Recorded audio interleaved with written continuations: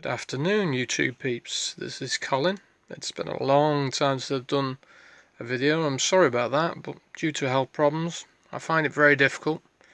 But we'll do what we can today. Today, I'd like to go through some of the wheel swaps I've done, and I've done many, and I've also got new dioramas, cars, all sorts of new things from different countries, different from things from the States.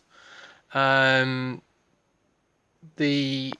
interesting ones I've got from the States recently is the Goodyear 55 panel van there.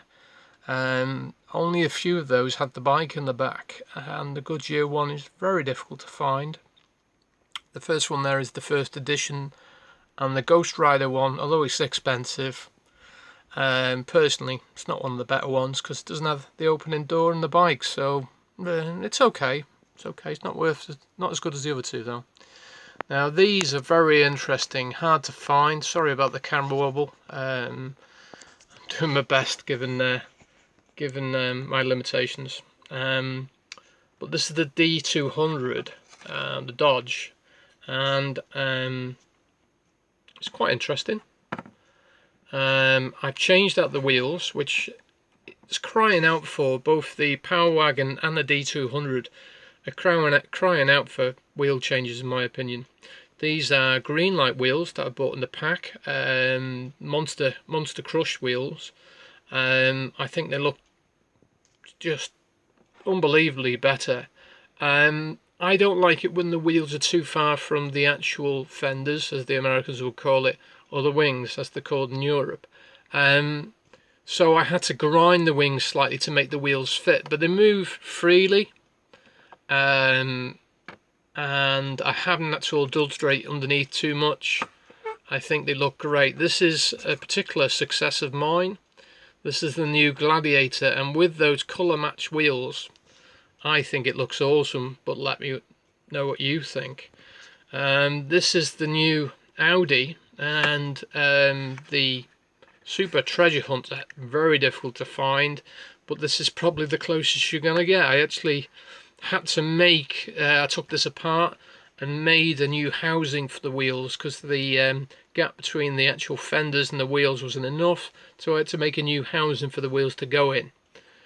And now with 3 wheels, you've got real riders on there. It's not quite as good as the Super Treasure Hunt, but it's getting there.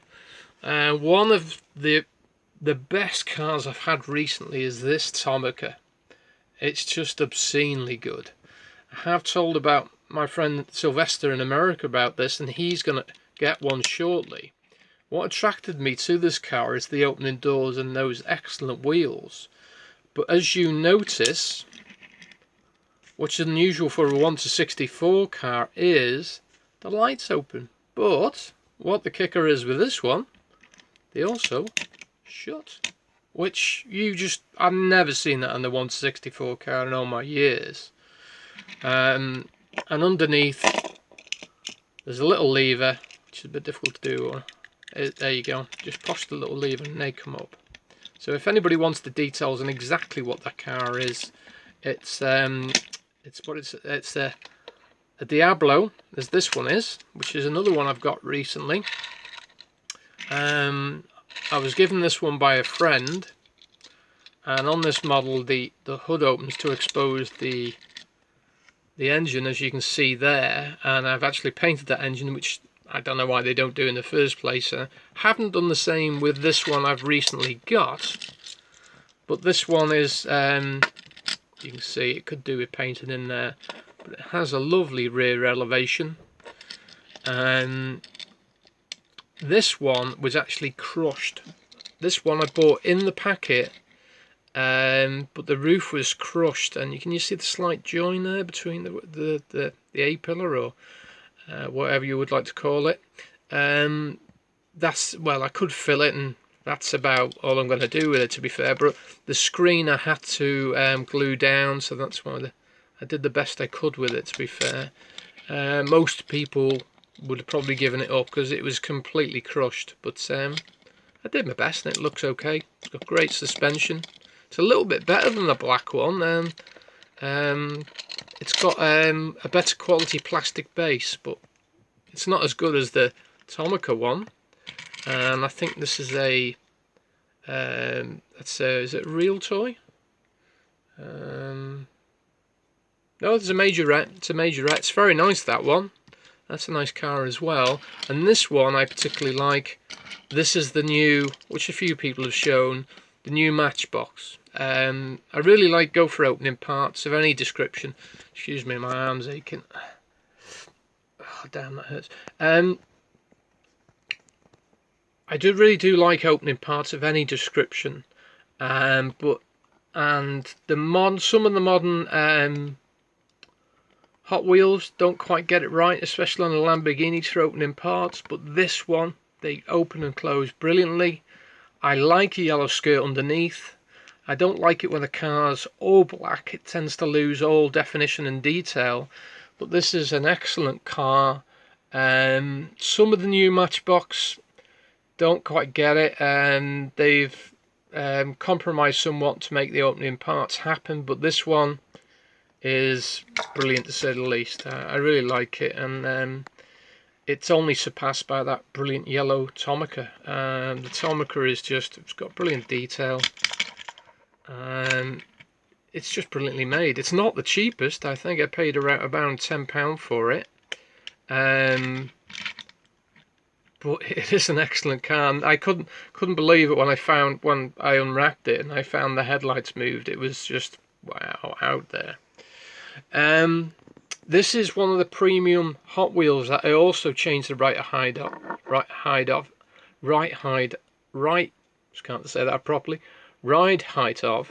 But that one I did in a slightly different way. I removed the base and made a new sight for the wheels, because I don't go for this low rider effect. I prefer a higher stance, and as O-Dog says, they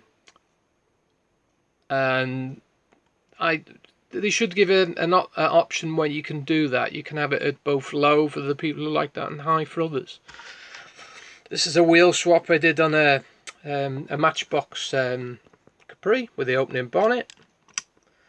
It's very cool. This is the side swipe, which is one of those great functioning Hot Wheels. But that one, the wheels were rusted, and I changed out the wheels for those cheap pullback wheels, and they work brilliantly. This is a Mustang I've just done today, put new wheels in that. I don't always go for what Hot Wheels do when they put an oversized wheel in the back, so I tend to swap them out like this one's been done. There's a nice Escort that I've done there, the orange one, which I think is the best Escort, and now I've put Real Riders in there. That one is great. The black one is the premium one, of course, which everybody's seen. But I think the orange one's got a slight edge, but obviously that's original and hasn't been messed with. This is a particularly unusual Hot Wheels Skyliner, and it's a bit difficult for me to do on camera, but the actual underneath, it's got a little red peg, and if you move that peg, the shell actually releases. I really like the Goodyear. Sorry if the lighting's not good enough. And the Goodyear on the tyres and that, but that's the best looking one they made. This is a very nice Majorette that I've changed the wheels out on, so now it's got Real Riders. What's nice about this one is it's got an opening bonnet or hood. These are two Hot Wheels that I've changed. One's a Dodge, one's a Roadrunner, and again they had oversized rear wheels, which I've changed out for the pullback car wheels, and they look brilliant. Just so much better. You can see the Silverados I've had there. Also one that I've changed out the wheels on. There's a great new Silverado I've just had from America there. That's brilliant with Real Riders, all metal. I can't remember which range it came from out offhand, but if you wanted to know, just drop me a line, I'll give you the details. That's the one for Friday nights. At the back is the two, the one from 2019 and the 2020 Volvos that I've changed out the wheels on. That's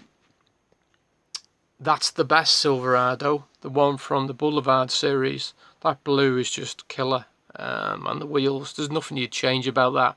I don't particularly like the box in the rear that sort of like hides how they've managed to get the wheels in there, but that's the only fault, and that's being a bit picky. The Bargear breakers, I'm very grateful for Ian for selling me those online. I really wanted one that was all metal, like these two at the back. They've got the Spectre Flame paint. Perhaps the only drawback is they haven't got, like the earlier ones, they haven't got the opening hood, but they're just killer, those. I really wanted an all metal version of those. And there's a more modern one that's got a plastic base. But I hope you've enjoyed that, and that's given you a little bit of an insight on what I've been up to. I will try and show you the rest of the things I've been doing, but that's only health permitting. I really appreciate the work done by Ron and Ron's Muscle Car Diecast. I really enjoy what he does, especially his new garage series he did. I really enjoyed that. And also John from the Lamley channel. Without these people showing us what the cars are like before we buy them, we wouldn't make such informed choices. Some people may say it's showing off, and yeah, maybe to some extent, but I really appreciate the insight, as I say, to what the cars look like. I'll correct myself earlier, I said that was something, and it's actually a sidekick from Hot Wheels. I recognised the fault when I went back over the first part of this video. I knocked the off switch, and that's why there's a gap and a slight bleep in the middle. But I'm having lots more trouble with my right arm. It causes me constant pain, so I apologise for all the mistakes and the bad camera work, but quite a few people said they would like to see some of my custom work and the things I've been doing, and as they put in so much effort, although it's difficult for me, it would have been churlish of me not to, because I appreciate their efforts. Okay, I'll catch up with you in the next video.